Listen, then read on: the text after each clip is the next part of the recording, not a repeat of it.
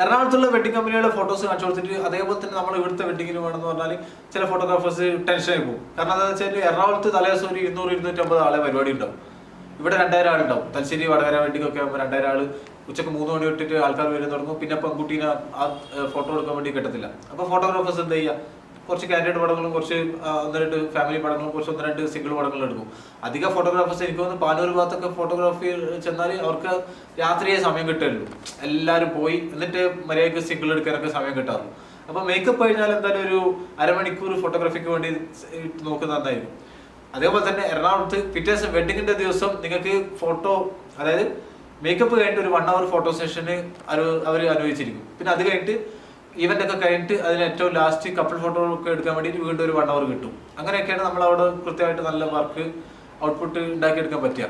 അപ്പോൾ സമയം എന്തായാലും ഫോട്ടോഗ്രാഫിക്ക് ആവശ്യമാണ്. അതായത് കൃത്യമായിട്ട് ലൈറ്റ് സെറ്റ് ചെയ്യാനും ഒരു നല്ലൊരു ഫ്രെയിം കൊണ്ടുപോയിട്ട് കപ്പിളിനെ എടുപ്പിക്കാനും പിന്നെ അതിനകത്തുനിന്ന് കുറച്ച് ഫോട്ടോസ് എടുത്ത് ഒരു ശരിയായിട്ടില്ലെങ്കിൽ വീണ്ടും ഇത് എടുപ്പിക്കാനും അങ്ങനെയൊക്കെ ഒരു 1 hour എന്തായാലും നല്ലൊരു ഔട്ട്പുട്ട് നല്ല ഫോട്ടോഗ്രാഫേഴ്സിന് ഉണ്ടാക്കി എടുക്കാൻ പറ്റും. അപ്പോൾ കൃത്യമായിട്ടൊരു സമയം കൊടുക്കുക. ഇവിടെ മേക്കപ്പ് കഴിഞ്ഞാൽ ഉടനെ പന്തലിലോട്ട് കയറുക, എന്നിട്ട് ബാക്കിയുള്ള ചടങ്ങുകൾ എടുക്കുക. അതിനിടത്ത് ഫോട്ടോഗ്രാഫേഴ്സിന് ആകാശത്ത് നിന്ന് മായായിട്ട് എടുക്കാനൊന്നും പറ്റില്ലല്ലോ ഫോട്ടോസ്. അപ്പോൾ കൃത്യമായിട്ട് അതിനൊരു സമയം കൊടുക്കുക. നമ്മൾ മേക്കപ്പിന് ഒരു 2 മണിക്കൂർ കൊടുക്കുന്ന പോലെ തന്നെ ഫോട്ടോഗ്രാഫേഴ്സിന് അവരുടേതായിട്ടുള്ള ഒരു സമയം കൊടുത്താൽ കൃത്യമായിട്ടുള്ള നല്ല ഫോട്ടോസ് ഉണ്ടാക്കി എടുക്കാൻ പറ്റും.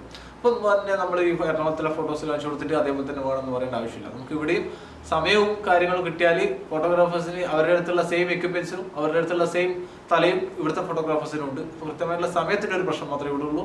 അതും കൂടി നോക്കിയിട്ട് നിങ്ങൾ ചെയ്യാം. Thank you.